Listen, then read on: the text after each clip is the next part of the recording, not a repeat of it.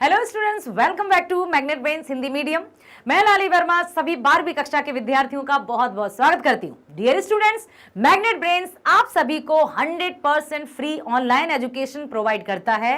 Hindi medium कक्षा 7वीं से 12वीं तक और इंग्लिश मीडियम है किंडरगार्टन से कक्षा 12वीं तक की ऑनलाइन स्कूल एजुकेशन एकदम फ्री। साथ ही साथ सभी प्रकार के कॉम्पिटिटिव एग्जाम्स के वीडियोस भी आप देख सकते हैं, हाँ 100% फ्री। और एक बात सुनो कि अभी आप बहुत सारी प्रतियोगी परीक्षाएं देंगे, आगे अपने लक्ष्य के लिए जाएंगे, लक्ष्य प्राप्त भी करेंगे, तो उसके लिए हमने बुक्स और ई बुक्स भी दी हैं आप सभी को। डिस्क्रिप्शन बॉक्स में जाइए, लिंक ओपन कीजिए, उनमें एमसीक्यूज हैं, सैंपल पेपर्स हैं, प्रीवियस ईयर क्वेश्चंस पेपर्स हैं, जो आपको आपके कॉम्पिटिटिव एग्जाम को क्रैक करने में 100% हेल्प करने वाली हैं। यही है हमारा उद्देश्य कि आप सब पहुंचे अपने लक्ष्य तक। चलिए चलते हैं इस वीडियो की तरफ। हमने अपनी पूरक पाठ्य पुस्तिका वितान का पहला चैप्टर शुरू कर दिया है, नाम है सिल्वर वेडिंग। सिल्वर वेडिंग में क्या हुआ था ये आपको पता है ना। किशनदा के चहीते यशोधर बाबूजी, यशोधर बाबूजी के आदर्श किशनदा, इन्हीं पर होती है कहानी, इर्द गिर्द घूमती है। यशोधर बाबू के 3 बेटे, 1 बेटी और पत्नी, और जो जिस तरह से जनरेशन गैप कह लें या पीढ़ी का अंतराल कह लें, उनके विचारों की सोच का अंतराल कह लें, कम्युनिकेशन गैप कह लें, तो ये सब चलते चलते उनके परिवार से उनकी बनती नहीं थी इन द सेंस कि विचारों में एक रूपता नहीं थे, जिससे किशनदा बड़े दुखी रहते थे। और यदि किशनदा की तरह यशोधर बाबू इतने पंक्चुअल थे, इतने समय के पावन थे कि उनके ऑफिस वाले भी सिर दर्द पकड़कर मतलब बैठ जाते थे, यार ये भी क्या है, 5:30 से 1 मिनट पहले भी हिलने नहीं देता। उधर घर वालों को भी यही लगता था कि क्या है, मतलब सब ऐसा लगता था, अजीब सा जीवन था। तो यही है इस कहानी में, और इस वीडियो में हम करने वाले हैं कंप्लीट चैप्टर रिवीजन। एक बार फिर से हम लेखक मनोहर श्याम जोशी के जीवन से संबंधित सभी जानकारी प्राप्त करेंगे और साथ ही साथ कहानी का सार अर्थात उसका चैप्टर का रिवीजन भी करेंगे। ठीक है, अब क्या होता था कि सिरदर्द बन जाता था, परिवार के लोग भी उनसे नाखुश रहते थे, तो वहीं बाबूजी भी अर्थात यशोधर बाबू भी ये सोचते थे कि घर जाकर भी क्या कर लूंगा, जल्दी से ऑफिस से छूटते ही वे जाते थे मंदिर, वहां पर प्रवचन सुनते थे। अब जैसे ही वो 8 साढ़े 8 बजे घर आते थे, फिर पत्नी जी की कचर पचर शुरू हो जाती थी। ऑफिस आपका 5:30 बजे छूट जाता है, ज्यादा से ज्यादा 6 या 6:30 बजे तक आपको घर आ जाना चाहिए, लेकिन क्या पता क्या है, इतने बुढ़े भी नहीं हुए हैं जो मंदिर जाए। अरे भाई, सबको अपना अपना कार्य करने की स्वतंत्रता है, इसमें किसी को रोक टोक की आवश्यकता नहीं होनी चाहिए। जब हम किसी के साथ रोक टोक पसंद नहीं करते, हम नहीं चाहते ना कि हमारे बात बात पर कोई हमें रोके, बात बात पर हमें कोई टोके, तो हम किसी को क्यों। अक्सर यही होता है कि हम दूसरों से तो बड़े अच्छे व्यवहार की अपेक्षा करते हैं, और हमारा व्यवहार दूसरों के प्रति कैसा है, तो बस जिस तरह के व्यवहार की अपेक्षा हम दूसरों से करते हैं ना, उसी तरह का व्यवहार हमें भी दूसरों के साथ अपनाना चाहिए। हमेशा सच्चाई से, ईमानदारी से अपना काम करना चाहिए। That's it.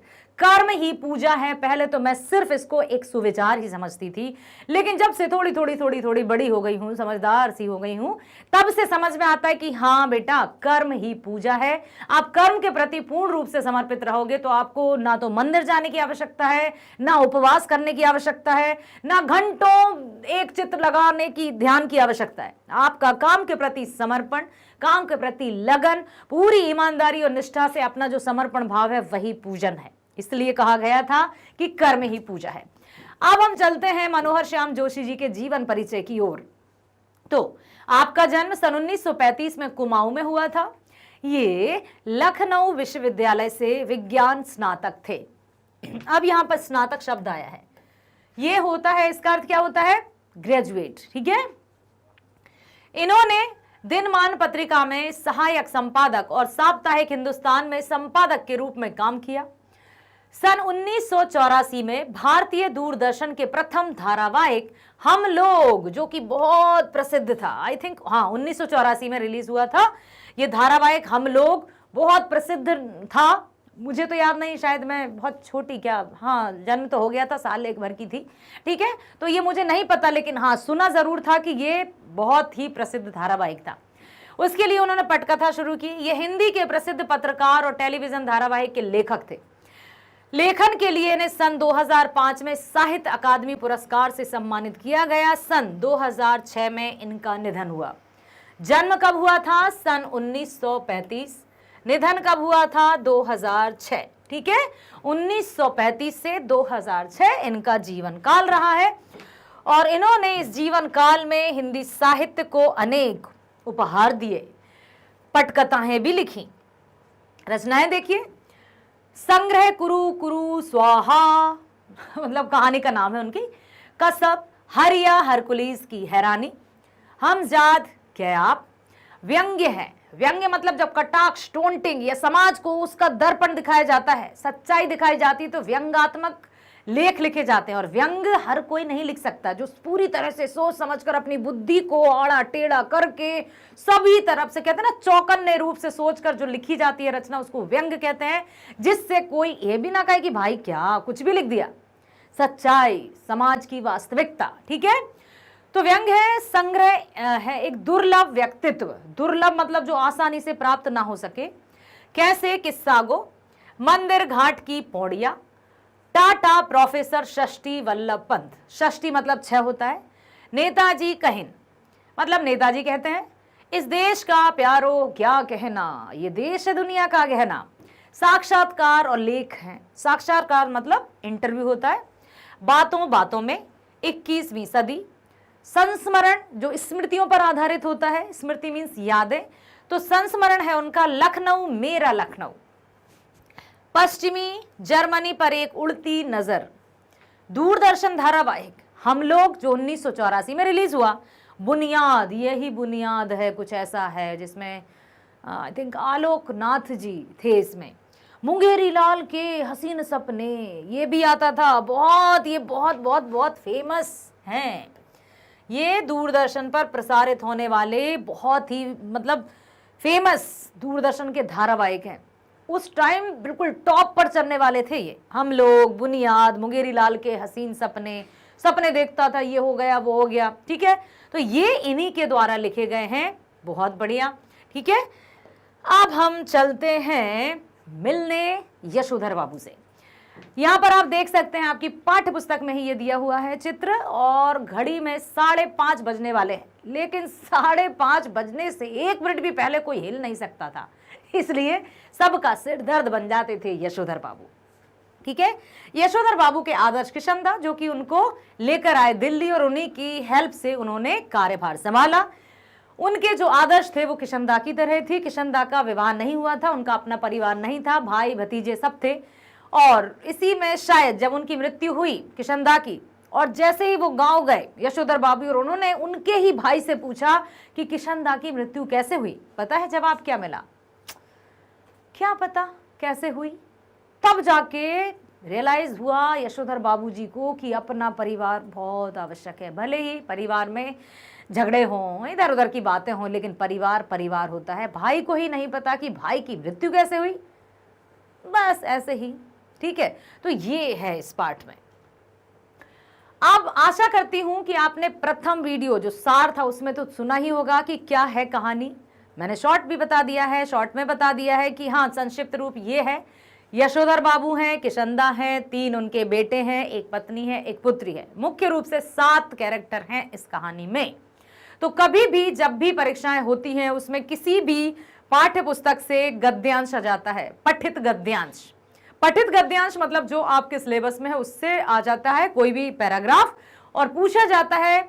हो सकता है प्रश्न इस तरह से पूछे जाएं कि ये जो, अब मान लो यहाँ तो सिल्वर वेडिंग लिखा है, अब यहाँ नहीं लिखा है, तो ये जो है ये प्रस्तुत गद्यांश किस पाठ से लिया गया है, इसके लेखक कौन है, तो पता होना चाहिए कि ये सिल्वर वेडिंग से लिया गया है।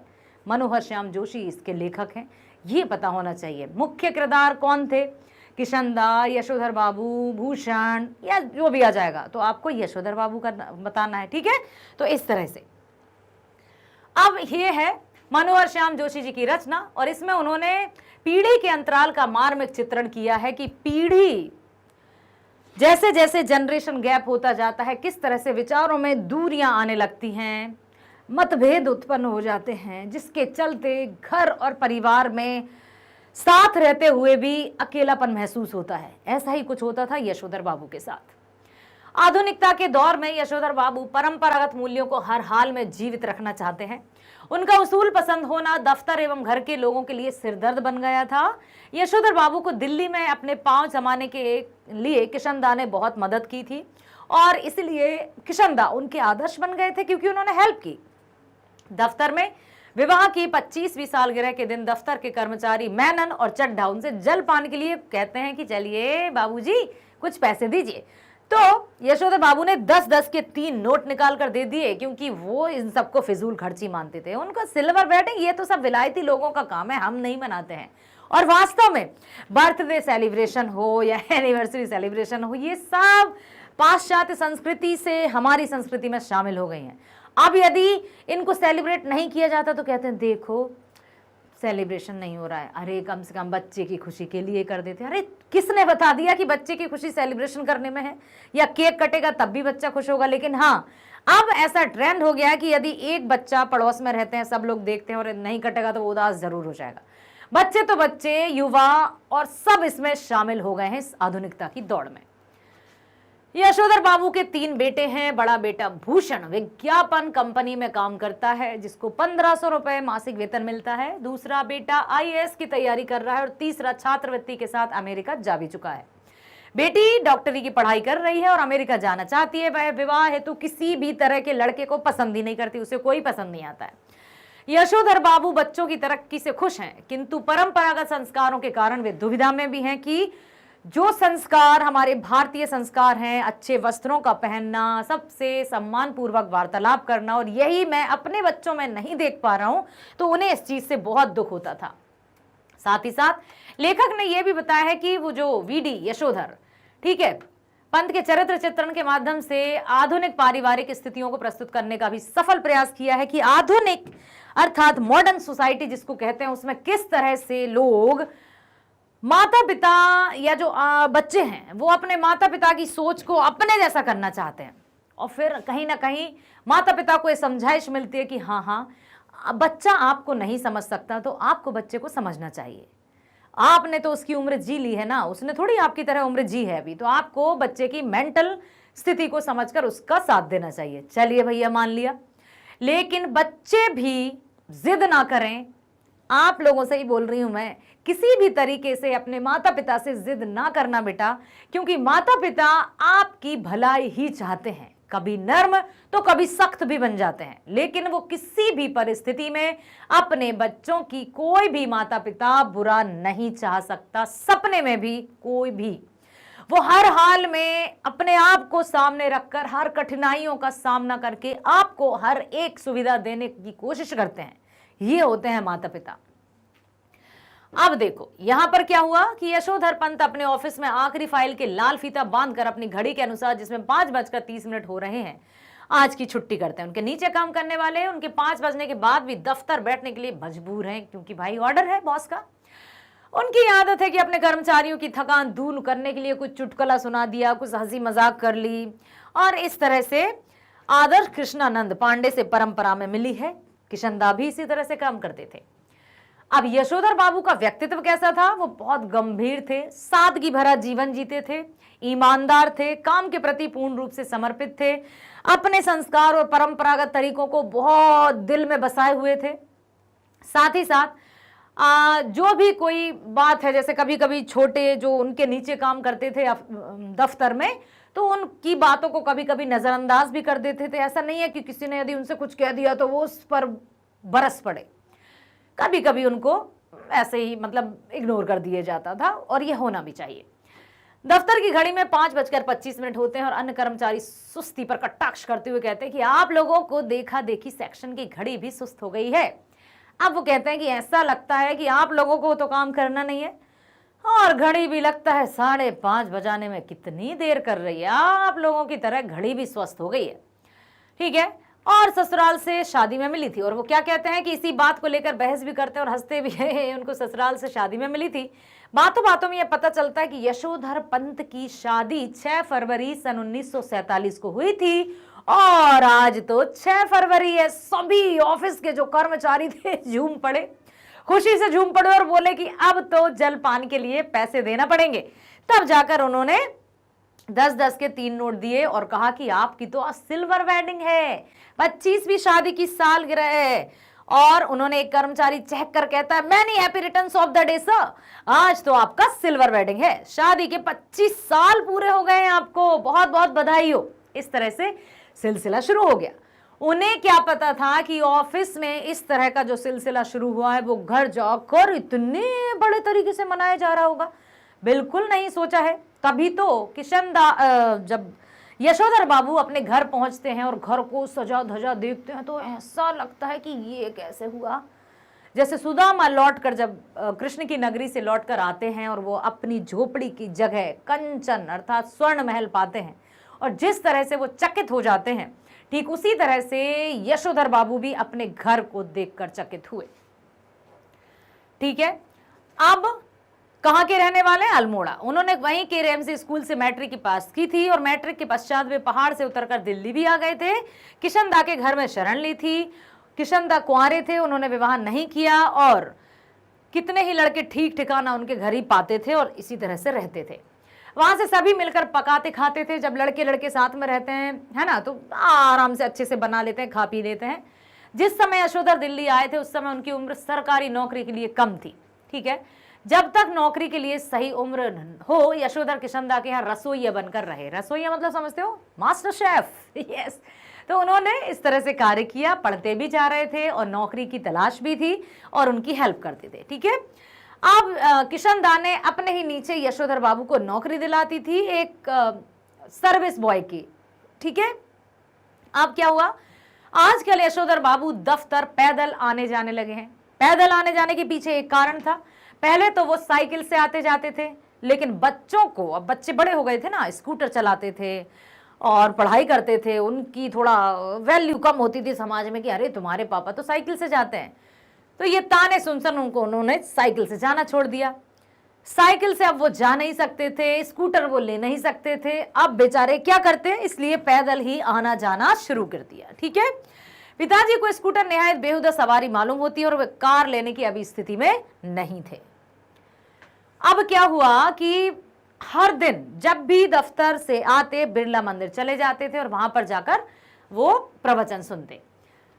ठीक है, बच्चों और पत्नी को यह बात बहुत अखरती थी कि इतनी सी उम्र में इतने बुढ़े तो नहीं हुए जो तुम मंदिर में जाकर प्रवचन सुनते हो।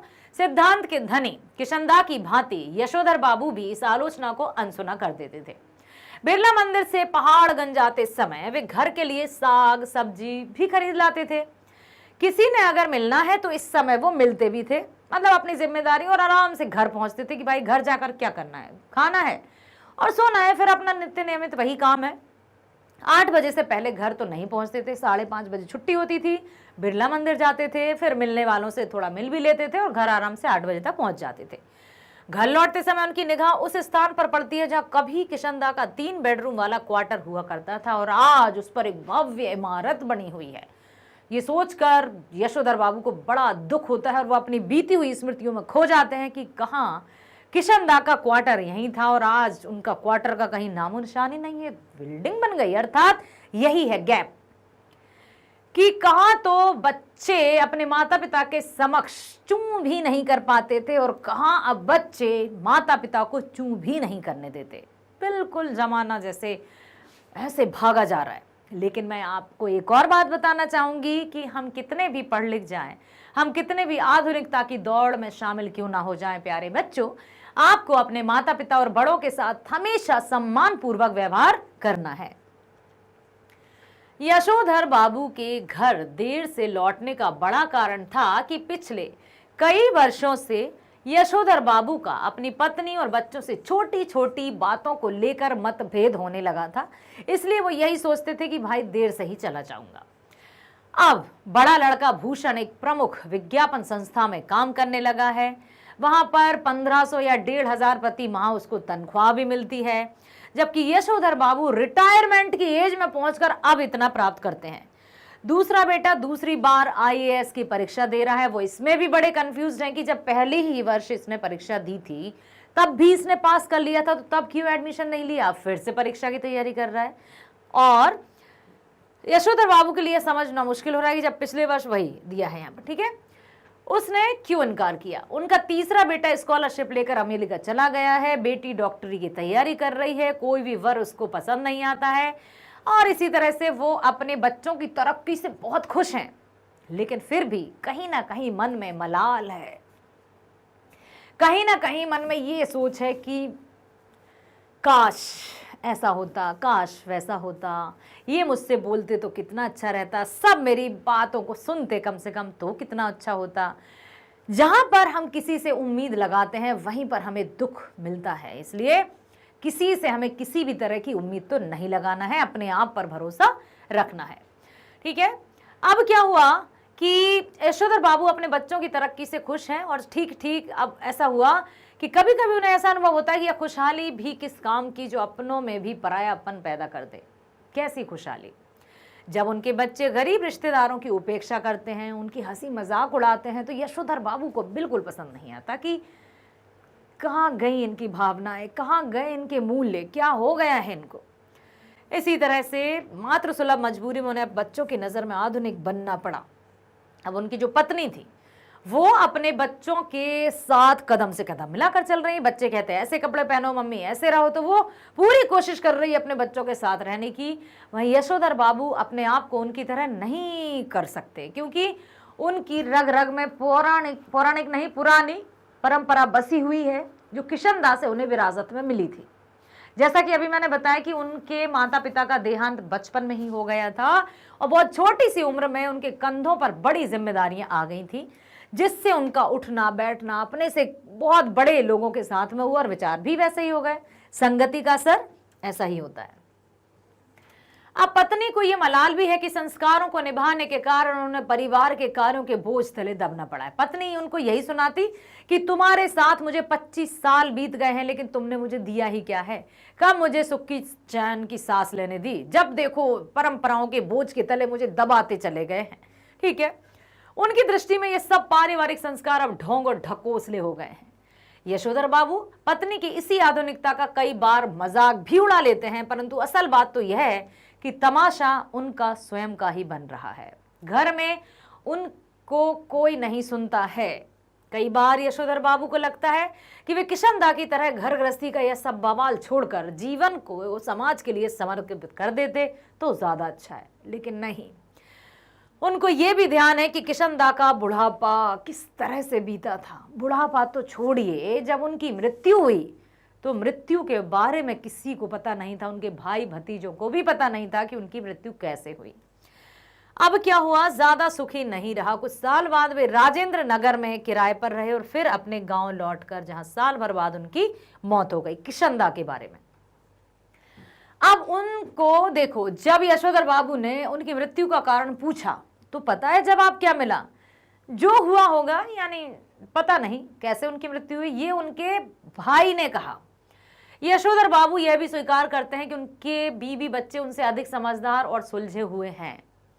अच्छा है, कम से कम उनको आधुनिकता की इस भीड़ भाड़ या दौड़ में रहने का तरीका तो पता है।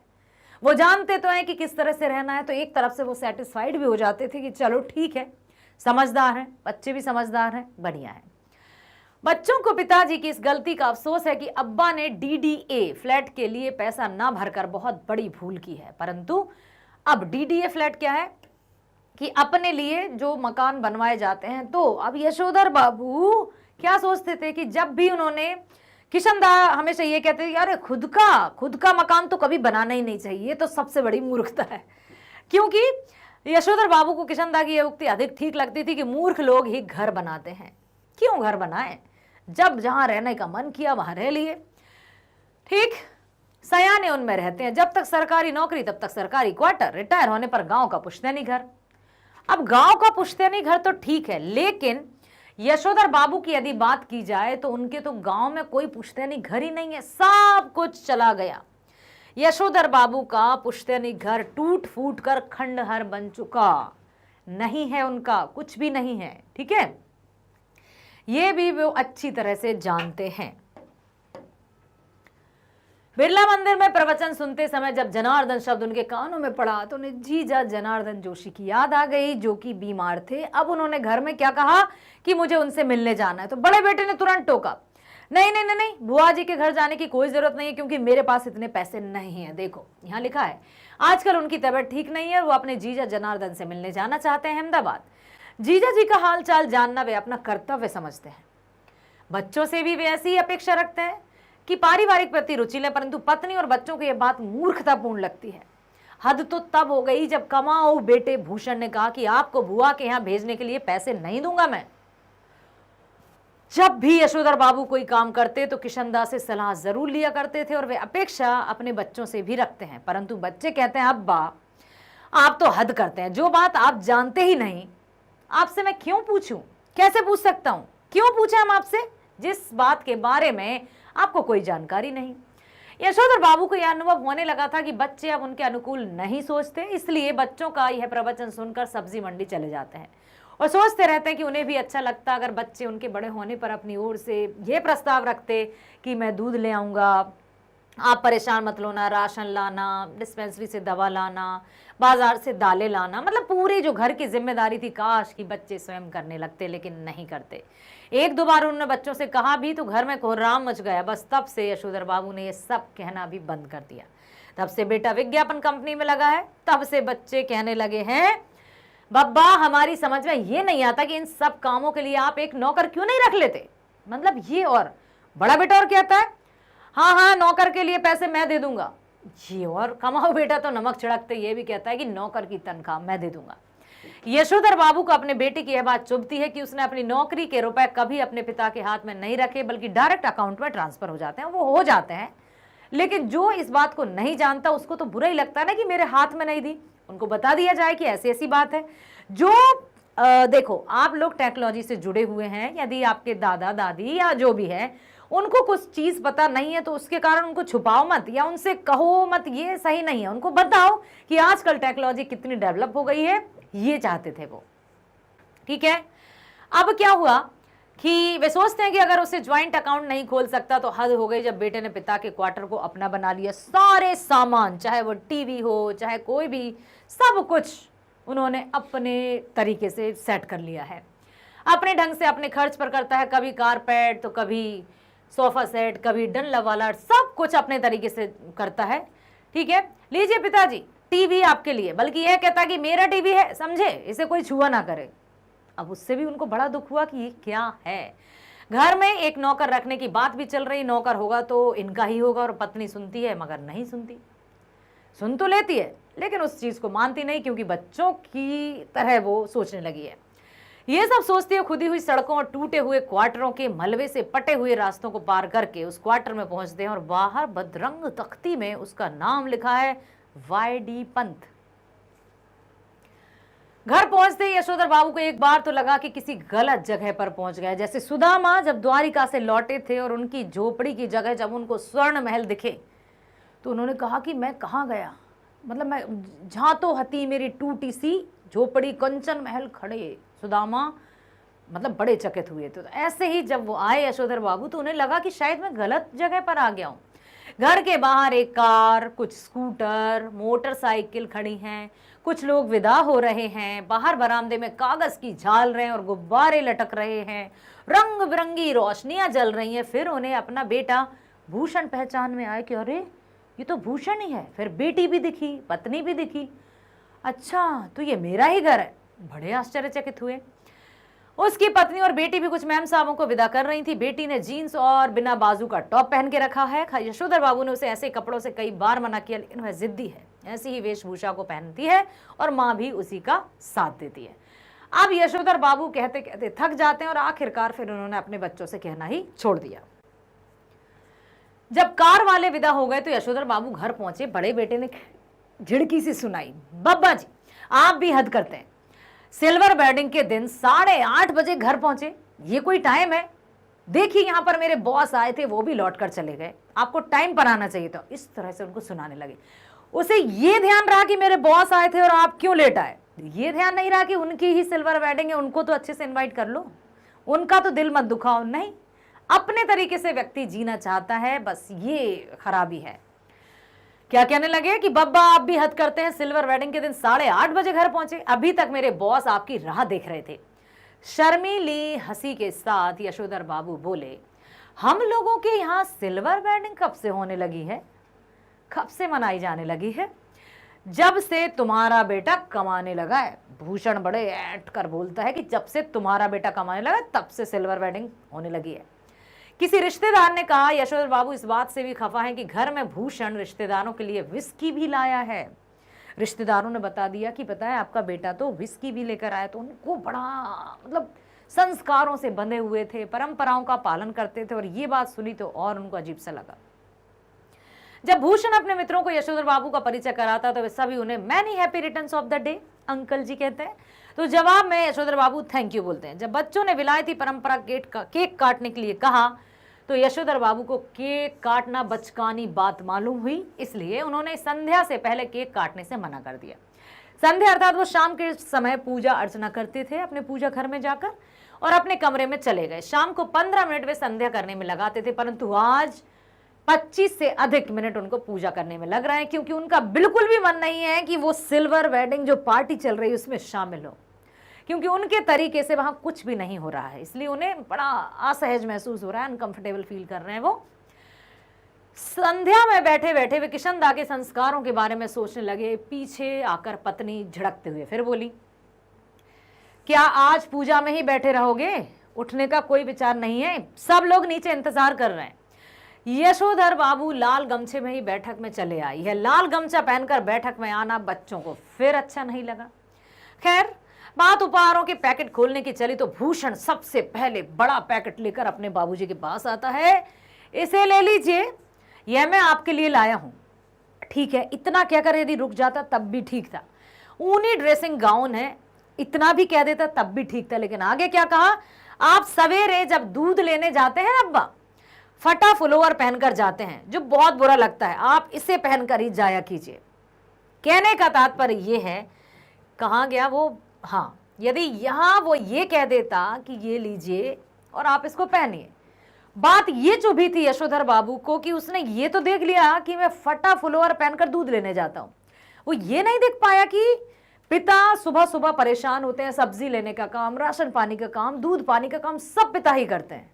तो तुम गाउन दे रहे हो उनको सिर्फ इसलिए कि वो फटा फुलोवर पहनकर ना जाए। ये नहीं कह सकते थे कि अब आपको कोई जरूरत नहीं है ये सब काम धाम करने की, हम करेंगे।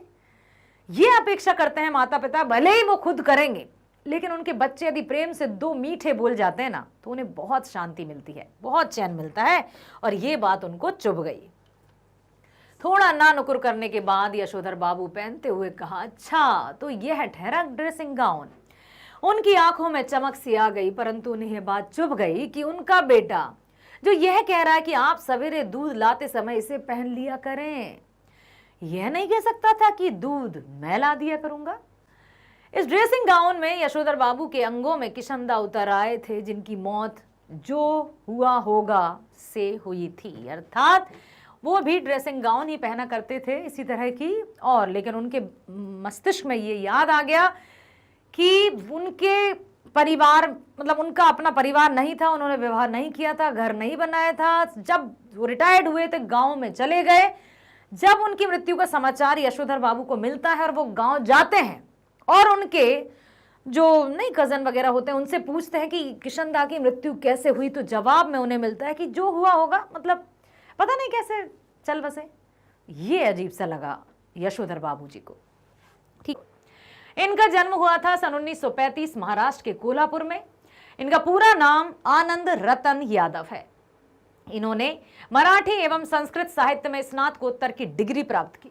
ये बहुत समय तक पुणे विश्वविद्यालय में मराठी विभाग में कार्यरत भी रहे। इनकी लगभग 25 पुस्तकें प्रकाशित हो चुकी हैं। 25 पुस्तकें, सोचिए आप कि ये लेखन के साथ साथ और भी, ठीक है, और उन्होंने उपन्यास भी लिखे, कविताएं भी लिखी, गद्य भी लिखे, समालोचनात्मक विधाओं पर भी कार्य किया। इनकी नटरंग पुस्तक बहुत चर्चित रही। जूझ उपन्यास पर इन्हें सन 1990 में साहित्य अकादमी पुरस्कार से सम्मानित किया। यहाँ पर आप देख सकते हैं एक बच्चा है, माँ जो उपले सॉरी उपले जानते हो ना, कंडे थोपते हैं, तो वो अपनी माँ की हेल्प कर रहा है और साथ ही साथ इसी दौरान वो अपनी माँ से कहता है कि माँ, पिताजी से कहो ना मुझे पाठशाला भेजने लगे। लेकिन माँ कहती है कि तुझे तो पता है तेरे पिताजी से जब भी तेरी पाठशाला जाने की बात करो सुअर की तरह गुर्राते हैं। बच्चा बेचारा फिर निराश हो जाता है और वो कहता है कि आप दत्ताजी राव के पास जाइए जो गांव के मुखिया रहते हैं, शायद वो बाबा को समझा सके, शायद वो दादा को समझा सके। तो माँ जैसे तैसे करके अपने बच्चे की भलाई के लिए, भविष्य के लिए दत्ताजी राव के पास जाती है और वहां से उसकी बात बन जाती है। ये हमने देखा है कि ये लेखक आनंद यादव जी ने आत्मकथात्मक शैली में लिखा है, जिन्होंने अपना ही वर्णन किया है, अर्थात अपने बचपन की यादों को हम सब के समक्ष प्रस्तुत किया है कि किस तरह से उसको पढ़ाई के लिए कितनी मेहनत और मशक्कतें करनी पड़ी, साथ ही साथ कई बार उपहास का पात्र भी बनना पड़ा। पिताजी की या उसके दादा कहता था अपने पिता से, दादा की डांट खानी पड़ी, कई तरह के अपशब्दों को सुनना पड़ा और मानसिक और भावनात्मक तरीके से उसको बहुत सारे कष्ट सहे। लेकिन फिर भी उसने अपने हुनर को, अपनी जिज्ञासा को बांधे रखा और अपनी माँ से कहा। तो जब माँ दत्ताजी राव के पास जाती है तो उसने, दत्ताजी राव पूछते हैं कि ऐसा क्यों ऐसा हुआ कि इसको पाठशाला नहीं जाने देते। तो उसने ये भी कहा माँ ने कि दत्ताजी राव जी वो कुछ खेती वेती करना नहीं चाहते हैं इसके पिता, उनको सिर्फ घूमने जाना है या अय्याशी करना है, इसलिए सारा खेती का कारोबार बच्चे पर डालकर खुद इधर उधर घूमते रहते हैं। दत्ताजी राव को बड़ा क्रोध आया कि ऐसा कैसे हो सकता है, कि ऐसा क्यों किया। अब उसके पिताजी का एक और काम था कि दिवाली के बाद वो ईख पेरने के लिए कोल्हू चलाता था और उसका ये था कि सबसे पहले उसके खेत के गन्ने पेर लिए जाएं और गुड़ निकाल लिया जाए ताकि सबसे पहले मार्केट में बेचा जा सके और अधिक आमदनी वो प्राप्त कर सके। ठीक है, अब ईख पेरने का काम सबसे पहले संपन्न हो गया। एक दिन लेखक की मां धूप में जब कंडे थोप रही थी और लेखक ने यही कहा कि मुझे पढ़ाई लिखाई जाना है। तो अब यहां पर जब लेखक ने कहा कि दत्ताजी राव से बात करो तो मां तैयार हो गई और वह बच्चे की तड़पन समझती थी। रात को लेखक की पढ़ाई के संबंध में बात करने के लिए जब गई दत्ताजी राव देसाई जी के पास तो उन्होंने सारी बात बताई। यह भी बताया कि दादा सारा दिन बाजार में रखमा बाई के पास गुजार देता है अय्याशी में, वह खेती का काम भी नहीं करता। उसने बच्चे की पढ़ाई एकदम बंद कर दी ताकि वो यहां वहां घूम सके, समय बर्बाद कर सके और बेचारा बच्चा के भविष्य को उसने अंधकार में डाल दिया। जब दत्ताजी राव ने ये सब बातें सुनी तो उनको उसके पिता पर बहुत गुस्सा आई और उन्होंने कहा कि चलो अब तुम जाओगे, जरूर जाओगे, घर जाकर अपने पिता को यहाँ भेजना। और उसकी माँ से कहा कि तुम्हारे मालिक को यहाँ भेजना। अब और उन्होंने ये भी पूछा क्या तुमने किसी कक्षा में फेल हुए थे, मतलब कोई जो परीक्षा अच्छे से देते ना, किसी परीक्षा में तुम फेल तो नहीं हुए। तो उसने कहा नहीं नहीं, मैं तो बहुत अच्छे से पढ़ता हूँ। अब राव ने लेखक से कहा कि घर जाने पर दादा को मेरे पास भेज देना, घड़ी भर बाद तुम भी आ जाना। मतलब ये उन्होंने प्लानिंग के साथ किया क्योंकि माँ और लेखक को ये डर था कि यदि दत्ताजी राव ने ये कह दिया, उसके पिताजी को ये बता दिया कि हमने उनकी शिकायत दत्ताजी राव से की है तो वो हम पर बहुत क्रोधित होंगे और हमारी पिटाई भी लगा सकते हैं। तो दत्ताजी राव ने उनको आश्वस्त कर दिया कि तुम डरो मत, मैं उसको बहाने से बुलाऊंगा। ठीक है, तो अब क्या कहा उन्होंने कि जाकर सिर्फ ये कह देना कि मैंने याद किया। तो उसकी माँ ने भी बड़ी समझदारी के साथ कहा कि आज मैं सब्जी लेने बाजार गई थी तो सोचा दत्ताजी राव से मिल लूं। तो उन्होंने यही कहा कि तेरे मालिक से मिलना है, बहुत दिनों से दिखाई नहीं दिया। तो बड़ा ये सुनकर दादा सम्मान की बात सुनकर तुरंत चला गया। उसने सोचा वाह, दत्ताजी राव जी ने मुझे याद किया है, मैं जरूर जाऊंगा। और आधे घंटे के बाद लेखक, जैसा कि दत्ताजी राव ने कहा था कि जब तेरा दादा मेरे पास आएगा तो कुछ समय बाद तू भी मेरे पास आना। तो फिर बेटा यानी लेखक चला गया कि दादा दादा खाना तैयार हो गया है या जो भी भोजन पक गया है, चलो। अब दत्ताजी राव उसको बहाने से बुलाते हैं और क्या कहते हैं कि कौन सी कक्षा में पढ़ता है रे? हाँ, लेखक ने बताया कि 5वीं में था, लेकिन अब स्कूल नहीं जाता क्योंकि मुझे दादा जाने नहीं देते, उन्हें खेती में पानी लगाने वाला चाहिए। राव ने दादा से पूछा तो लेखक के पिता ने उनकी बात को स्वीकार किया। तब दत्ताजी राव ने कहा, खूब फटकार लगाई, भला बुरा सुनाया कि तुम्हारा ध्यान खेती में नहीं है, बीवी बच्चों को खेत में जोत कर तुम सांड की तरह पूरे गांव में घूमते हो तथा अपनी मस्ती के लिए लड़के के जीवन की बलि दे रहे हो। कैसे बाप हो तुम? उसने लेखक से यह भी कहा कि तू सवेरे पाठशाला जा और मन लगाकर पढ़ाई कर, यदि यह मना करे तो मेरे पास आ जाना, मैं तुझे पढ़ाऊंगा। इतना सुनकर लेखक को तो जैसे सारी धन संपदा मिल गई, इतना खुश हुआ वो और पाठशाला जाने के लिए तैयार हुआ। अब लेखक के पिता ने उस पर गलत आदतों का आरोप लगा दिया। बोले कि दत्ताजी राव जी, आपको नहीं पता, ये स्कूल जाता है तो ये अपने दोस्तों के साथ बिगड़ जाता है, क्या क्या करने लगता है, कहीं कंडे बेचकर पैसे कमाता है, कहीं चुपचाप चुपचाप सिनेमा देखने चला जाता है, कहीं जुआ खेलता है, खेती और घर के काम पर ध्यान नहीं देता, कई तरह से झूठे इल्जाम लगा रहा बाप अपने बेटे पर। तो लेखक ने इन सभी बातों का निडरता के पूर्ण खंडन कर दिया और कहा कि ऐसा कुछ भी नहीं है। देसाई जी ने जब पूछा कि कभी नापास तो नहीं हुआ ना, नापास का क्या अर्थ है, कभी फेल तो नहीं हुआ, हाँ पढ़ते रहा है ना तू, तो उसने बिल्कुल यही कहा कि हाँ मैं नहीं हुआ और आदेश दिया कि अब तू पाठशाला जाएगा। बाद में उसने रतनापा मतलब उसके पिता का नाम था, रत्नाप्पा पिता का नाम, ठीक है। दादा ने भी पाठशाला भेजने की हामी भर दी। घर आकर दादा ने लेखक से कहा कि देख सुन, ध्यान से कान खोलकर सुन, यदि तुझे पाठशाला जाना है तो मेरी इन बातों को मानेगा, नहीं तो मैं तुझे पाठशाला नहीं जाने दूंगा। क्या कहा कि दिन निकलते ही खेत पर जाना और वहीं से तू पाठशाला जाना। तो बेचारा वो भी मान लिया, ठीक है मैं ऐसा ही करूंगा। और पाठशाला से छुट्टी होते ही घर में बस्ता रखकर, स्कूल बैग रखकर फिर तू खेत जाएगा और फिर 1 घंटे के लिए पशुओं या ढोरों को चराने भी जाएगा। ठीक है भाई, जब खेत में ज्यादा काम होगा तो तू पाठशाला से गैर हाजिर हो जाएगा, तू पाठशाला नहीं जाएगा। सभी शर्तों को लेखक ने स्वीकार कर लिया और वह पाठशाला जाने के लिए तैयार हो गया और कक्षा 5वीं में जाकर बैठने लगा। अब जब कक्षा 5वीं में जाकर बैठा, क्योंकि वो तो बेचारा 1 साल पीछे हो गया था ना, तो उसके जो भी सहपाठी थे, सहपाठी मीन्स होता है क्लासमेट्स, वो आगे की कक्षा में चले गए। तो वो जो सारे जूनियर्स थे, कुछ 1-2 स्टूडेंट्स थे जो उसके क्लासमेट्स थे, तो उसको बड़ा असहज महसूस हुआ और कई बच्चे उसका मजाक भी उड़ाने लगे। सीधा साधा था, पुरानी किताबों को ही थैले में भर कर गया, सबने उसका मजाक उड़ाया, किसी ने उसका गमछा छीन लिया। नहीं होते कुछ क्लास के शरारती बच्चे, कुछ एक मास्टर की एक्टिंग करके बोला अरे इधर आ रे, और कोई उसका गमछा खींच रहा, कोई उसकी नाड़ा खींच रहा, इस तरह से उनकी धोती खोलने की भी कोशिश की, बहुत परेशान किया। अब जब लेखक घर आते हैं तो अपनी माँ से क्या कहते हैं कि माँ मुझे एक नई टोपी ला देना और 2 नाड़े वाली चड्डी ले आना, ताकि मुझे किसी तरह से ये लोग परेशान ना करें। अब एक मास्टर थे, वे छड़ी का उपयोग नहीं करते थे, गणित के मास्टर, वे लड़कों को पीठ पर घूसा लगाते थे और शरारती लड़के उनसे बहुत डरते थे। इस कक्षा में वसंत पाटिल नाम का कमजोर शरीर वाला होशियार लड़का था। शारीरिक रूप से वो कमजोर था लेकिन बुद्धि में बहुत बुद्धिमान व्यक्ति था, मतलब स्टूडेंट था, तो टीचर उसको चाहते थे और उसी को क्लास का मॉनिटर बनाया। वसंत पाटिल वह शांत स्वभाव का था, पढ़ने में लगा रहता था, तो लेखक ने भी उसके साथ मित्रता की क्योंकि वो क्लास का मॉनिटर भी था।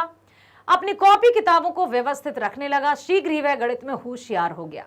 अब जब वो वसंत के साथ बैठने उठने लगा तो वो गणित पर ध्यान देने लगा, लेखक और गणित में भी होशियार हो गया और दोनों में दोस्ती हो गई। अब मास्टर लेखक को आनंद नाम था तो आनंदा कहने लगे। उनका पाठशाला में मन लगने लगा। ना वह सोंदलेकर मराठी के शिक्षक थे जो कि कविताएं भी लिखते थे। जो भी मराठी में वो कविताएं पढ़ते थे तो इतनी सुर और राग में पढ़ते थे कि सभी बच्चों को बहुत मजा आता था। उनकी जितनी भी कविताएं होती थी वे गाकर पढ़ते थे, ताल में पढ़ते थे, सुर में पढ़ते थे, सब उसमें झूमने लगते थे। सभी बच्चों को बड़ा अच्छा लगता था। ठीक है, खेत पर पानी लगाते समय, ढोर चराते समय मास्टर के अनुसार ही कविताएं गाने की कोशिश करने लगे लेखक कि जब मास्टर गा सकते हैं तो मैं भी कोशिश करूं। तो अपनी किताब को बेचारा गाय चराते समय, खेत में जाते समय हर समय अपनी किताब रखे रहता था और कुछ नहीं मिलता था तो अपना कोई पत्थर उठाकर भैंस पर लिखने का प्रयास करने लगता था, अभ्यास करता था। ठीक है, उसी समय उसे अनुभव हुआ कि अन्य कविताएं इसी तरह पढ़ी जा सकती हैं। लेखक को महसूस हुआ कि पहले जिस काम को करते हुए उसे अकेलापन खटकता था, लेकिन आज वही अकेलापन उसे अच्छा लगता है। क्यों? क्योंकि उस अकेलेपन में वो अपनी मर्जी से तेज तेज चिल्लाकर कविताएं गा सकता था, झूम झूम के नाच सकता था। ठीक है, उसे एकांत अच्छा लगने लगा। वह बहुत ये सब करके अभिनय के साथ गाने लगा और चेहरे पर कविता के भाव भी आने लगे जैसे मास्टर के थे। ठीक है। तो मास्टर को लेखन का गायन अच्छा लगा। जब मास्टर जी को लेखक ने कविताएं सुनाई तो मास्टर ने भी उसकी खूब शाबाशी दी उसको और खूब तारीफ की। छठी सातवीं कक्षा के बालकों के सामने गवाया। पाठशाला में जब कोई प्रोग्राम हुआ तो सबके समक्ष उसको गाना गवाने को कहा तो और उसको सब जानने लगे, सब उसकी तारीफ करने लगे। उनके पास मराठी कवियों की काव्य संग्रह से संबंधित कुछ पुस्तकें थी तो वो भी उन्होंने लेखक को दे दी। फिर लेखक उनको पढ़ने लगा और लेखक इस आश्चर्यचकित था कि पहले तो उसको लगता था, क्या लगता था, कि कवि या रचनाकार कोई बहुत अन्य लोक से आए होंगे, लेकिन मेरे मास्टर भी तो कवि हैं, इसी लोक के कवि होते हैं, हमारे जैसे ही कवि या लेखक होते हैं। उसको बड़ा आश्चर्य हुआ और उसको ये भरोसा भी हुआ कि हाँ, इसी लोक के होते हैं कवि। सोनलेख अगर स्वयं कवि थे, इस कारण लेखक को विश्वास हुआ कि कभी भी इसी तरह की हाड़ मास और क्रोध लोभ से मनुष्य होता है। लेखक को लगा कि स्वयं कविता लिखकर मास्टर के दरवाजे पर छाई हुई मालती की बेल पर जब उन्होंने कविता लिखी तो लेखक को भी ये भरोसा हो गया कि मैं भी आसपास की जो भी वस्तु हैं, वृक्ष हैं, लताएं, पेड़ पौधे, इन पर तुकबंदी करके कविता लिख सकता हूं। उन्हें जोर से गुनगुनाता मास्टर को दिखाता, कविता लिखने के लिए कागज पेंसिल रखने लगा और उनके ना होने पर वह लकड़ी या किसी एक छोटा सा कुछ ले लेता और भैंस पर लिखता था। पत्थर की शिला या कंठस्थ हो जाने पर उसे पोंछता था, फिर लिखने लगता था। अपनी कविता जब मास्टर को दिखाता, कभी कभी वह रात को ही मास्टर के घर पर कविता दिखाने चला जाता था। कविता के शास्त्र के बारे में समझाते, उसे छंद के बारे में बताते, अलंकार के बारे में बताते, शुद्ध लेखन के बारे में बताते, लय का ज्ञान कराते, पुस्तकें और कविता संग्रह के बारे में भी जागरूक करते और उसको अपनी किताबें भी देते थे। उन्होंने उसे कविता करने के अनेक ढर्रे सिखाए, मतलब किस तरह से कविता रची जाती है, नियम बताए, ठीक है, कि किस तरह से कविताएं बनाई जा सकती है, तुकबंदी कैसे की जा सकती है। इस प्रकार लेखक को मास्टर की निकटता मिली, उनका साथ मिला, उनका स्नेह मिला और उसकी मराठी भाषा में सुधार आने लगा। ओम थानवी जी का जन्म सन 1957 में हुआ था। इनकी शिक्षा दीक्षा बीकानेर में हुई थी। इन्होंने राजस्थान विश्वविद्यालय से व्यावसायिक प्रशासन में MA M.Com किया और ये एडिटर्स गिल्ड ऑफ इंडिया के महासचिव भी रहे। सन 1980 से 1989 तक इन्होंने राजस्थान पत्रिका में काम किया। इतवारी पत्रिका के संपादक ने साप्ताहिक को विशेष प्रतिष्ठा दिलाई। ये अपने सामाजिक और सांस्कृतिक सरोकारों के लिए जाने जाते हैं। इनकी जो सामाजिक और सांस्कृतिक सरोकार है, मतलब अपने कार्यों के लिए, सरोकारों के लिए, अर्थात अपने योगदान के लिए जाने जाते हैं। और इनका ये पाठ, इनके द्वारा लिखित ये जो है अतीत में दबे पांव, ये हमें इतिहास से परिचित करवाता है और साथ ही साथ हम बहुत लकी हैं कि हमें इस तरह के साहित्यकारों का सहयोग प्राप्त हुआ। ये अपने सामाजिक और सांस्कृतिक सरोकारों के लिए जाने जाते हैं। अभिनेता और निर्देशक के रूप में भी स्वयं रंगमंच पर सक्रिय रहे। इनकी गहन दिलचस्पी साहित्य, कला, सिनेमा, वास्तुकला, पुरातत्व और पर्यावरण में है।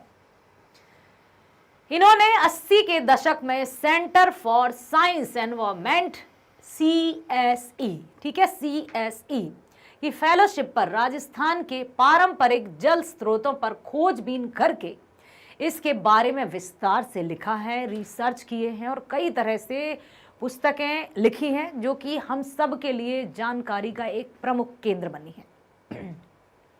इन्हें पत्रकारिता में कई पुरस्कार मिले हैं, जिसमें गणेश शंकर विद्यार्थी पुरस्कार प्रमुख है। सन 1999 में इन्होंने दैनिक जनसत्ता के दिल्ली और कोलकाता के संस्करणों का संपादकीय दायित्व भी संभाला। संपादकीय समझते हैं, एडिटरशिप।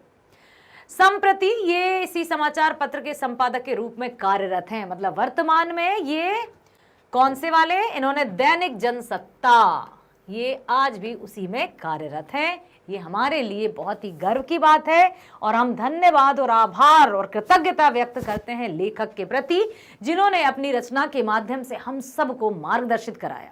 ना केवल इतिहास में ही इनके बारे में हमें जानकारी मिली, बल्कि हमारी भाषा, मातृभाषा, राजभाषा के माध्यम से भी, इस चैप्टर के माध्यम से हम हड़प्पा संस्कृति को और करीब से जान पाए हैं। सच में जो इतिहास में हमने पढ़ा था उसको इतिहास समझकर हम बड़ा ऐसे नहीं कि अरे यार इतिहास में डेट्स याद रखनी पड़ती हैं, बड़ा टफ लगता है इतिहास, लेकिन यहाँ उन्होंने इतने कलात्मक तरीके से इस पाठ की रचना की कि हम सब कुछ हमें याद सा हो गया है। यदि आपने प्रीवियस वीडियो देखा है, एनसीईआरटी सॉल्यूशंस देखे हैं, एमसीक्यूज वाला वीडियो देखा है, नहीं देखा है तो देखिएगा जरूर। जब हम ये बहुत ध्यानपूर्वक सार वाला वीडियो देखा है तो डेफिनेटली आपको ये कंठस्थ हो गया होगा। कंठस्थ मतलब सब कुछ यहां पर आ गया होगा, साथ ही साथ दिल और हमारे दिमाग में वो चीजें बस गई होंगी कि लेखक ने स्वयं अनुभव किया है तब इस पाठ की रचना की है।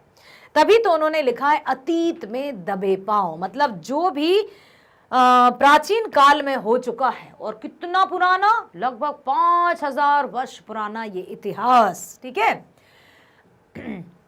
कई तरह की ये जो देखे जा सकते हैं कि यहां लेखक ने एक और बात कही है कि औजार तो मिले हैं, लेकिन औजार तो देखे गए हैं, औजार मिले हैं, लेकिन हथियारों का कहीं नामो निशान नहीं है। इसका तात्पर्य क्या लगाया जा सकता है? हथियार नहीं थे, क्या बताइए? औजार से कार्य किया जा सकता है, औजारों से किसी कार्य को परिणाम दिया जा सकता है, ठीक है। हथियार नहीं थे मतलब वहां युद्ध आदि सत्ता रूपी राजनीतिक सत्ता या मोनार्की जैसा सिस्टम कुछ नहीं था, सत्तात्मकता नहीं थी, व्यक्तियों में आपसी समझ थी।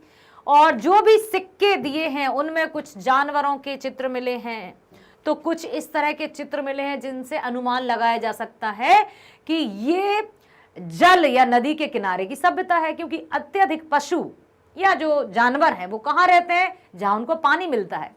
तो जो भी इनके सिक्के थे, जो भी इनके सिक्के कहते हैं उनको, ठीक है, उनमें यही दिया गया है। अब ये जो लिपि है, लिपि अभी तक नहीं पढ़ी गई है, अभी तक ये प्रश्न मार्क ही है, क्वेश्चन मार्क ही है कि आखिर ये लिपि कैसे पढ़ी जा सकती है।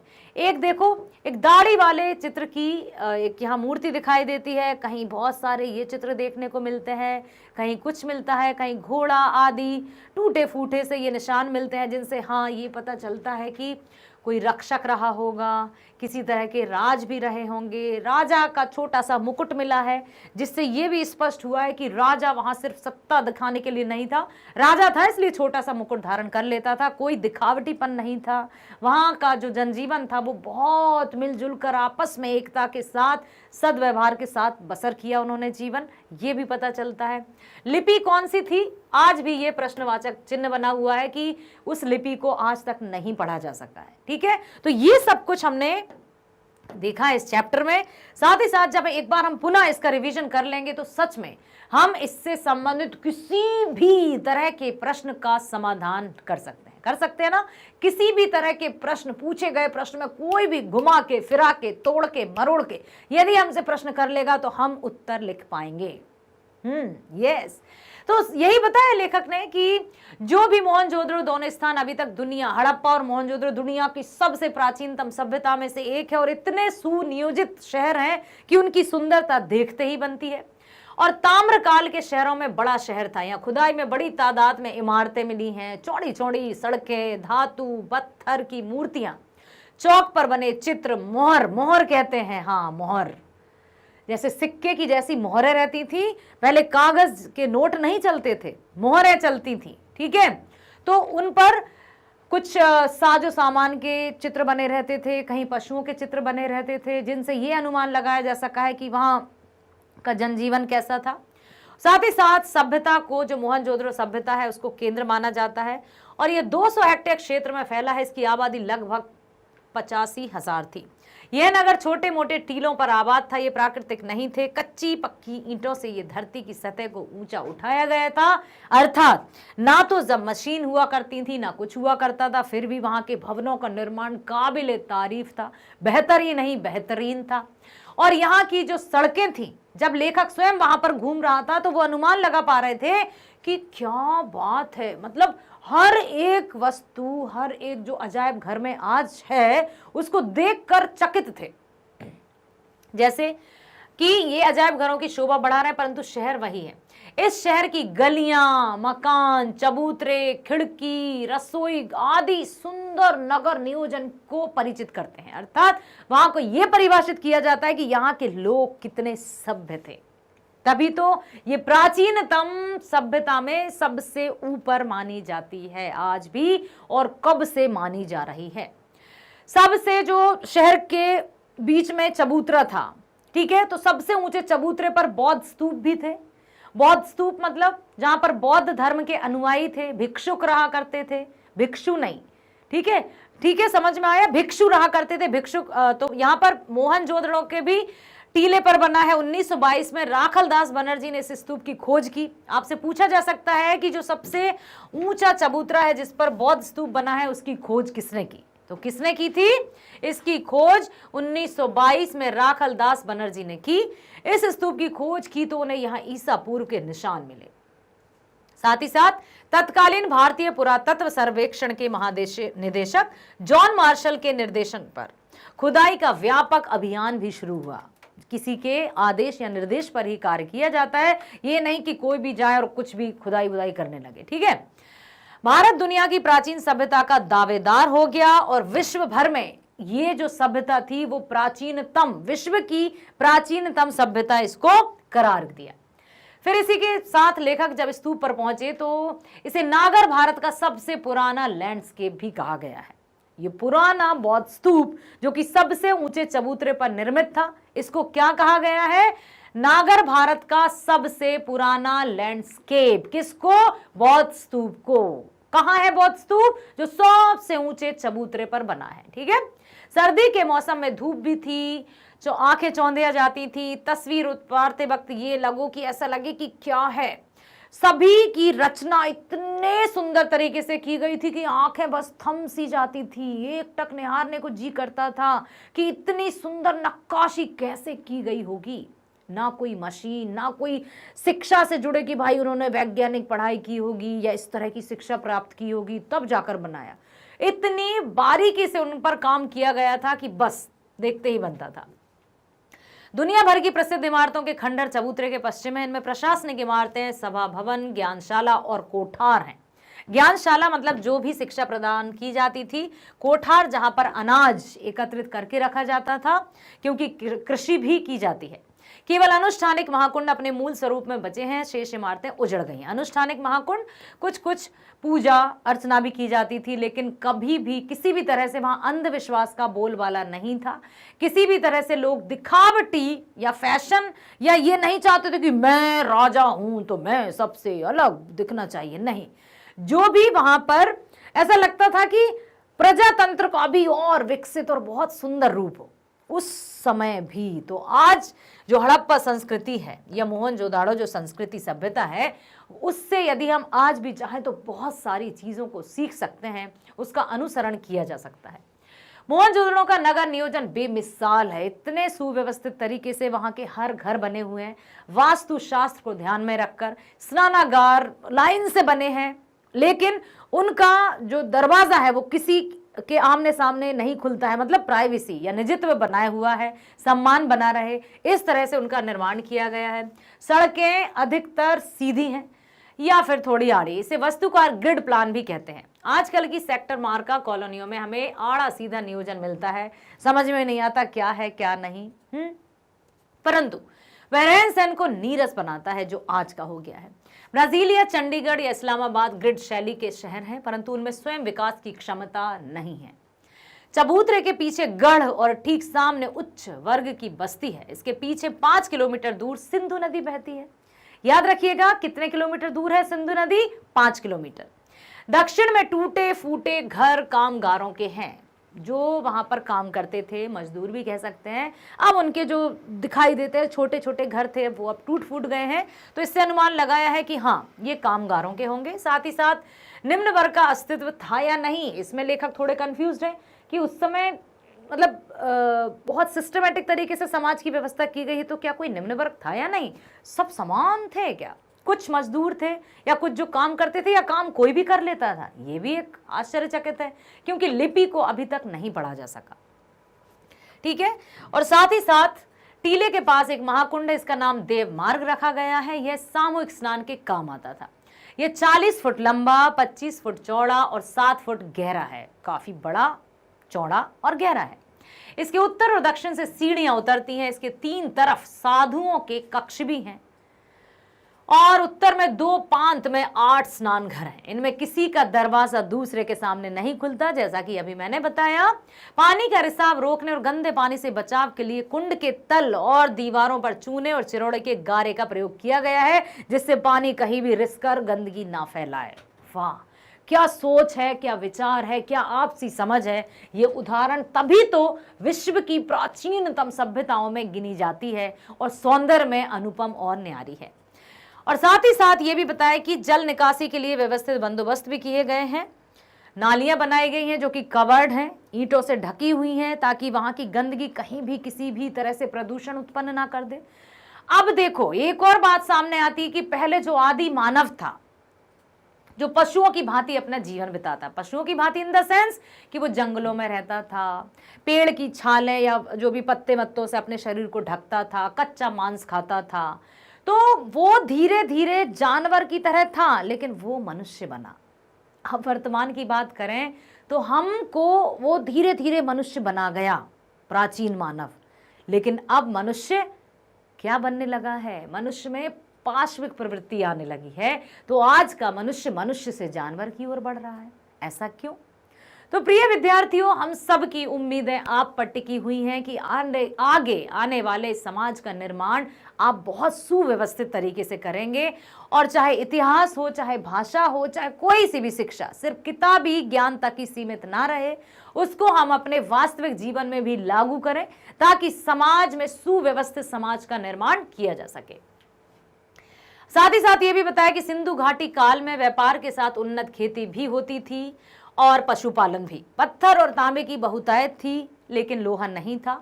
पत्थर सिंध से तथा तांबा राजस्थान से मिलता था। इसके उपकरण खेती बाड़ी में प्रयोग भी किए गए, जैसे कपास, गेहूं, जौ, सरसों और चने के सबूत मिलते हैं। और जब अब खुदाई में पता है जो गेहूं मिले वो कैसे हो गए हैं? काले। कपास, बेर, खजूर, तरबूज, अंगूर, ज्वार, बाजरा आदि की रागी खेती भी मिलती है। फ्रूट्स में यदि कहा जाए तो खजूर और अंगूर प्रमुख रूप से दिखाई देते हैं। और ये कैसे पता चला हमें कि कपास की खेती होती थी?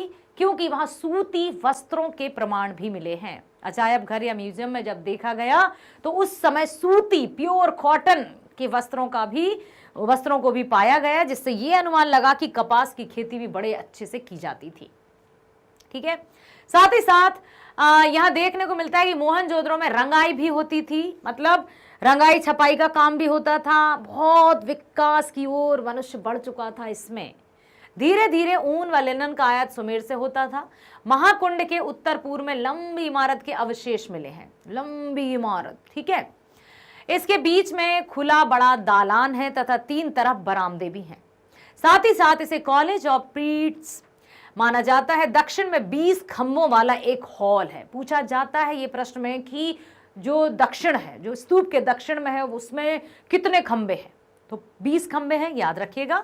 जो शायद राज्य सचिवालय हो सकता है, कम्युनिटी हॉल हो सकता है, सामुदायिक भवन हो सकता है, क्योंकि बड़ा सा था ना, उसमें कभी भी कोई कार्यक्रमों का आयोजन हो सकता है, ऐसा कुछ होता हो।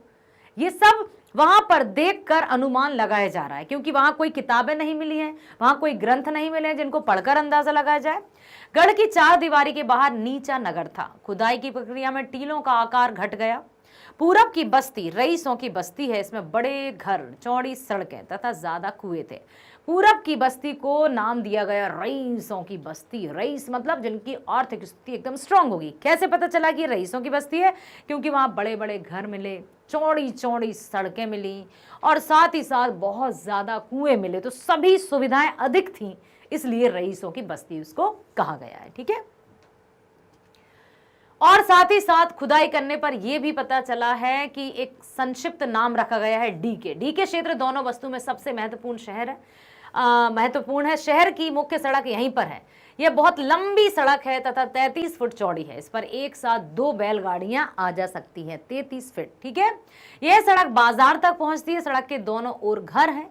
सड़क की तरफ कोई दरवाजा नहीं है। मतलब सभ्यता का कितने अच्छे से ख्याल रखा गया है।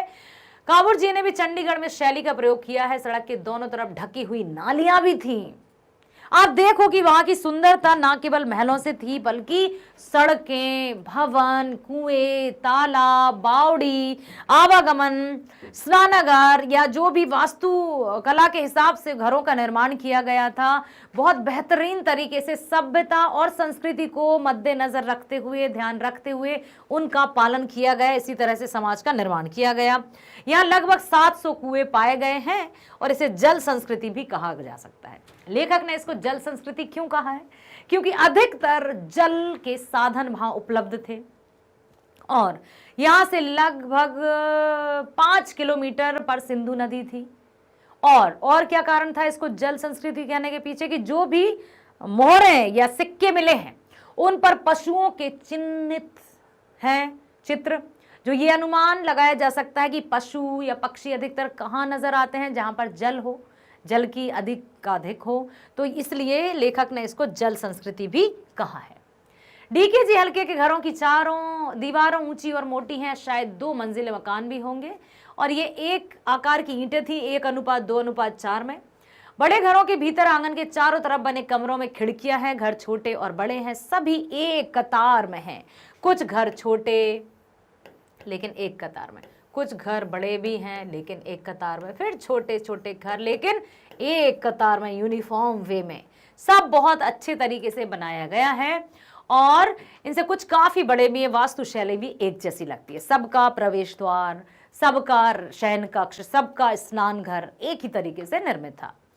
डीकेबी हल्के से एक घर से दाढ़ी वाले याचक नरेश की मूर्ति मिली है। याचक नरेश, ठीक है, जो हमने सबसे पहले अभी चित्र में देखा था ना, एक दाढ़ी वाले की मूर्ति थी, वो याचक नरेश की मूर्ति थी। एचआर हल्के के बड़े घर में कुछ कंकाल भी मिले हैं। प्रसिद्ध नर्तकी शिल्प भी इसी हल्के के छोटे घर से मिली है। ठीक है, नर्तकी मतलब समझते हो, फीमेल डांसर।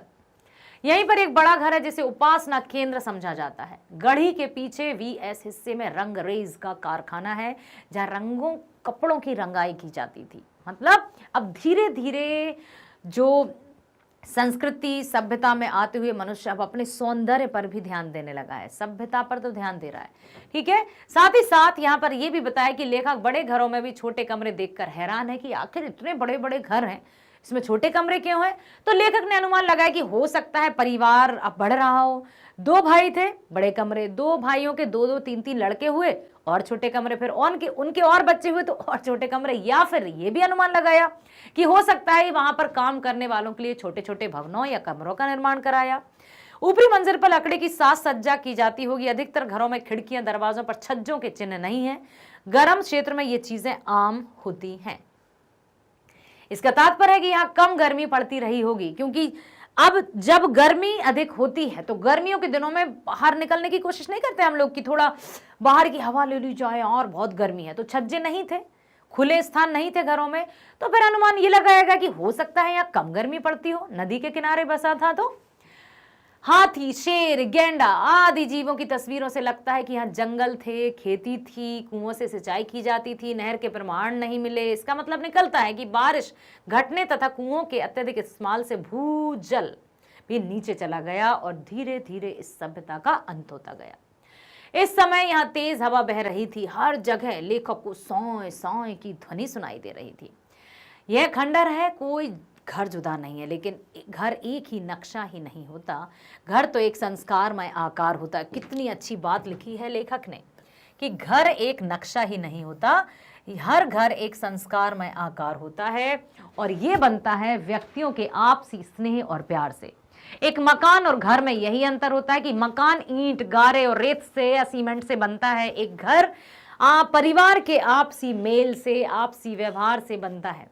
एक मकान को घर बनने में काफी समय लगता है, म्यूचुअल अंडरस्टैंडिंग होनी चाहिए।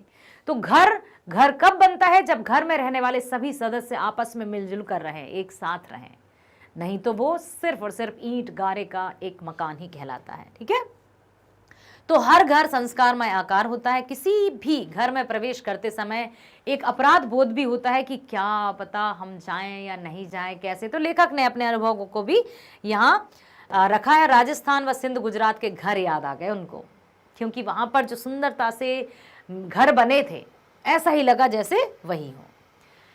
और साथ ही साथ ज्वार और बाजरे की खेती भी की जाती थी। उनके घर जो गांव की, उनको अपने कुलधरा गांव की याद आ गई थी वहां के घरों को देखकर लेखक को। पीले पत्थरों के वाला एक खूबसूरत गांव है, यहाँ घर है परंतु लोग नहीं है। 150 साल पहले राजा से तकरार पर स्वाभिमानी गांव का हर सदस्य अपना घर छोड़कर चला गया। देखो जरा, जैसलमेर के गांव कुलधरा की याद आई है। पीले पत्थर के घरों वाला एक खूबसूरत गांव है, कौन सा? कुलधरा। प्लीज इसको याद रखिएगा आप, बहुत प्रश्न पूछे जा सकते हैं इससे कि जब जैसलमेर के गांव कुलधरा की लेखक को याद आ गई तो ये पीले पत्थर कैसे बना था? ये पीले पत्थरों का खूबसूरत गांव था, यहाँ घर तो था लेकिन लोग नहीं थे। उसके पीछे जब कारण पता चला तो राजा ने जब तानाशाही की तो राज विरोध में सभी गांव के जो लोग थे वो उस गांव को छोड़कर ही चले गए। तो अब किस पर शासन करेगा? तो जब कभी शासन करने की इच्छा हो ना तो शासन मत करो। कहते हैं ना, कुर्सी पर राज तो किया जा सकता है, दिलों पर राज करना बहुत मुश्किल होता है। अब आगे लेखक कहते हैं कि यहां पर उन्होंने ये भी देखा कि घर खंडर हो गए, घर ढहे नहीं, लोग निकल गए, वक्त वहीं रह गया। जॉन मार्शल ने मोहनजोदड़ो पर 3 खंडों में विशाल ग्रंथ छपवाया, उसमें भी तरह तरह के उनको अवशेष मिले। तरह से उन्होंने ये भी देखा कि अब उन पहियों की जगह जीप के उतरन पहिए लगते हैं, हवाई जहाज के उतरन पहिए लगते हैं। मतलब धीरे धीरे विकास होता गया, सत्ता बदलती गई, लोगों के विचारों में परिवर्तन आया, जानवर से मनुष्य बना और मनुष्य से पाशविक प्रवृत्ति में आ गया। तो प्रिय विद्यार्थियों, अपने मन में मानवता की भावना अवश्य जमाए रखना। अब साथ ही साथ अधिकतर चीजें जैसे कराची, लाहौर, दिल्ली और लंदन की हैं। मोहनजोदड़ो से ही 50,000 से ज्यादा चीजें मिली हैं। यहाँ पर काला पड़ गया गेहूं, क्योंकि अब गेहूं काला पड़ चुका है। तांबे और कांसे के बर्तन, मुहरें, वाद्य मतलब इंस्ट्रूमेंट जो बजाने वाले हैं, चौक पर बने विशाल मृद भांड, चौपड़ की गोटियां, दिए, माप तौल पत्थर, तांबे का आईना, मिट्टी की बैलगाड़ी, 2 पाटन वाली चक्की, कंघी, पत्थर के औजार, सोने के गहने सब मिले। और अजायब घर में औजार तो हैं परंतु हथियार नहीं है। इससे ये साफ जाहिर होता है कि लोग आपस में मिलजुल कर रहते थे और उस समाज का निर्माण लोगों ने ही किया। पूरी सिंधु सभ्यता में कहीं हथियार नहीं मिलते। विद्वान यही निष्कर्ष निकालते हैं कि अनुशासन ताकत के बल पर नहीं था, बल्कि सैन्य सत्ता भी नहीं थी। व्यक्तियों की आपसी समझ के अनुसार ही यहाँ इतना डिसिप्लिन था, इतना अनुशासित समाज था। सच में ये सभ्यता काबिले तारीफ है। और भी आगे लेखक कहते हैं कि यहाँ पर दिखावे की कोई प्रवृत्ति नहीं थी, सब अपने अपने काम को बड़े ही अच्छे तरीके से करते थे। कौन ऊपर था, कौन नीचे, कौन गरीब था, कौन अमीर, कुछ समझ में नहीं आता। बड़े बड़े महलों में भी छोटे छोटे कमरे, छोटे छोटे घरों में भी बड़े बड़े कमरे देखे गए। मोहनजोदड़ो साधन व्यवस्थाओं के अनुसार सबसे समृद्ध है, परंतु यह आडंबर बिल्कुल नहीं था। आडंबर मतलब दिखावटी प्रवृत्ति बिल्कुल नहीं थी। सिंधु घाटी के लोग कला प्रिय थे, आर्टिस्ट थे। उनकी कला प्रियता, वास्तुकला, धातु, पत्थर, ये सब कुछ देखा गया है। और उनकी कलाओं का देखा जाता है, कहीं बर्तनों में देखा गया, कहीं दीवारों पर देखा गया, ये सब कुछ देखा गया है। ठीक है, अब देखते हैं साथ ही साथ जब अजायब घर में तांबे कांसे की सुइयां मिली तो काशीनाथ दीक्षित को सोने की 3 सुइयां भी मिल गई। शायद ये काशीदाकारी मतलब कढ़ाई बुनाई में काम आती हो, है ना। नरेश के बदन पर आकर्षक गुलकारी वाला दुशाला भी है, जो नरेश था। दुशाला मतलब इस तरह से शॉल ओढ़ा जाता है। छापे वाला कपड़ा अजरक सिंध की खास पहचान है। यहाँ हाथी दांत तांबे के सुए भी मिलते हैं। बड़ी बड़ी सुइयों का रूप होता है, मतलब छोटी सुई बड़ा सुआ, जिससे हो सकता है दरिया बनाने के काम आए हो, बड़े बड़े चादर मादर आदि को सिलने के काम आए हो। तो ये इस तरह से चलता रहा और धीरे धीरे ये पैदा हुआ। क्या? अब मोहनजोदड़ो में खुदाई बंद कर दी गई है, क्योंकि सिंधु के पानी के रिसाव से क्षार और दलदल की समस्या पैदा हो गई है, जिसके कारण अब खंडहरों को बचाकर रखना ही हमारी चुनौती है। तो ये सभ्यता प्राचीनतम है। आशा करती हूँ बहुत सुंदर तरीके से आपने सुन लिया है, समझ लिया है। इसी तरह से हर एक विषय के वीडियोस देखिए, हम हैं आपके लिए। प्रिय विद्यार्थियों, बुक्स और ई बुक्स भी अवेलेबल है जो आपको प्रतियोगी परीक्षाओं में हेल्प करेंगी। बने रहिए हमारे साथ, मिलते हैं नेक्स्ट वीडियो में। स्वस्थ रहिए, खुश रहिए, bye bye, thank you so much.